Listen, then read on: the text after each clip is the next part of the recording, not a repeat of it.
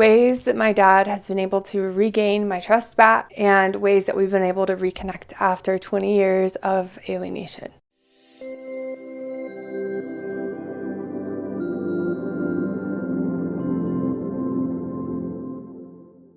Hi, and welcome back to the Anti-Alienation Project, or welcome if you're new here. My name is Maddie, and here I talk about all things related to a certain form of severe child psychological abuse known as parental alienation. I was alienated from my dad for 20 years, and now I speak out against this abuse on a journey to also rebuild my relationship with my dad and create a community of adult child survivors of parental alienation so that the next generation of children suffering might have more help and resources than we did. If you aren't familiar with what parental alienation is, well, it basically involves one parent, often during a custody dispute or a divorce, but not always. This can happen with two parents in the same home. And the parent's usually very angry and spiteful. And what they do is they go on an obsessive rampage to manipulate their child into rejecting their other loving parent without true justification.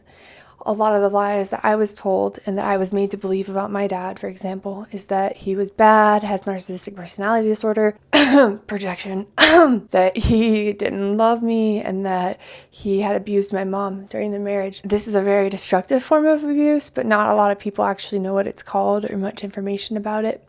So that's what I do here on my little section of the internet. Since I figured out the truth about parental alienation, that same night I called my dad, and that same night is our first conversation that we had about everything. My dad has not talked bad about my mom. He's been reluctant to tell me hard truths that I've needed to hear. And I want to talk in this video about things that my dad and I have done or learned throughout this process. I think it might help some other people who have just learned that they've been alienated, for example, how to go about reconnecting with their targeted parent, or it might help other parents even learn a child's point of view. And I always give the disclaimers. Number one, I'm not an expert or professional. I'm not a therapist. I'm not a researcher. I just have the lived experience of being a child alienated from one parent for 2 decades. Number two, I don't speak for all alienated children. This is just my experience. So after I learned about parental alienation, I realized that that had been my story, that my mom had made me live in a fabricated reality for so long. It took a lot of courage for me to reach out to my dad. Even though we lived only 15 minutes away, we were in a period of no contact, and it took a lot of courage for me to call him. Then it took a lot of courage for me to ask him to meet up to talk. But there are some things that, looking back, I can say have really helped me be able to decipher who my dad really is. And, at the beginning, I remember telling someone, I think my mom may have exaggerated or made some lies up. But I remember saying, but that doesn't mean that my dad loves me. That doesn't mean my dad loves me. And then I got from that point to 6 months later at Christmas, turning to my husband and realizing, oh my God, my dad really does love me. The first thing that showed me that my dad was perhaps not the person I had been made to believe was his reaction to when I told him all of the things that I did somewhat believe still at the time about him. His reaction was one of genuine shock and confusion, genuine horror. And although he had just learned all of these terrible things that my mom made me believe about him, even still, he didn't show anger towards my mom, and he didn't say anything negative about my mom. His reaction was just genuine shock and disbelief. So number one would be that genuine reaction to learning what I believed. Number two would be never talking bad about my mom. He has every right to talk bad about her, or even just to state his beliefs and his feelings. He has every right. She took away his relationship with his daughter, essentially, for 20 years. She did a lot more than that too. He has every right to talk bad about her, but he doesn't. And I've asked him why he doesn't talk bad about her, or why he doesn't like to do that. And he just said that he doesn't want to give her the time of day. He doesn't want to give her one more second of his life. And kudos to him. So the third thing that has shown me that my dad is the healthier parent who does love me unconditionally is that my dad never criticizes me. The constant criticism is what really drove me off the wall with my mom. It was never-ending critiques about everything under the sun related to me, my hair, my clothes, my parenting, my girl's hair, my girl's clothes. I mean, my husband, everything, what I didn't do, what I did do, how I talked, what I said, everything. And I was just never doing enough in every aspect of life, and constant judgment and criticism. And as I started to try to deconstruct who I thought my dad was, I kept finding myself waiting for him to be critical. Kept waiting, and still do sometimes wait for him to be critical of me or my parenting, something.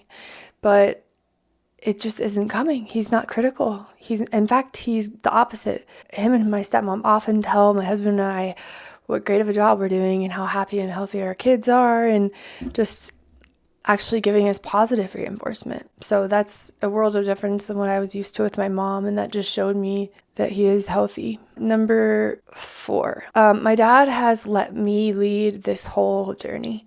He's let me lead the reconnection and the reunification, if you will. He hasn't brought up the past. He lets me bring it up when I need to talk about it. He has had 20 years of knowing that I was manipulated. So he's had a lot longer to process all this stuff. He's moved on with his life. We're in different stages of healing. And he has been patient with me, and he has said everything that I've needed to hear. He's let me lead. He doesn't bring up the past. He doesn't bring up anything negative, really. He's a positive guy.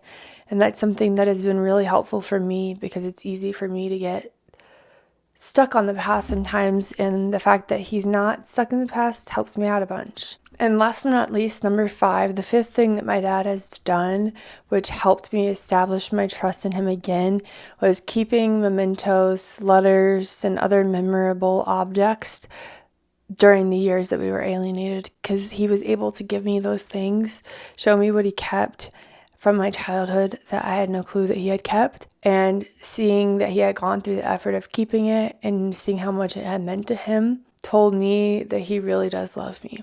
It was like instant proof to me that he does care, that he does love me, because why else would he have kept this little note, or why else would he have kept this little drawing? So it's been difficult to get to know who my dad really is when I've been under the mind control of my mom for so long. I've come up with some ways to challenge myself throughout the day, throughout the months, and challenge myself. And I just like to remember, don't believe everything you think. And at this point, I do feel pretty confident about who my dad is and knowing who my dad is.